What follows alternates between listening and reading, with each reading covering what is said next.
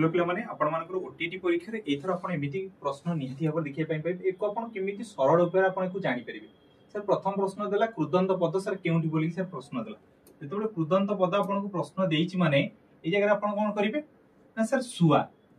केउंठी नुहे बोली की प्रश्न देइछि ए जगह टिके एकुटी भल से टिके नजर पकेबे सुआ सर एको आपण कोन कहबे सो प्लस आ बोली सर एको कहले सुआ सर सो टाकू सर हमें डायरेक्टली गोटे अर्थ को बुझौछि कि ना सर बुझौनी जेतबे गोटे कोनोसी अर्थ को बुझेलानी ताल सर एको हमें कोन कहले धातु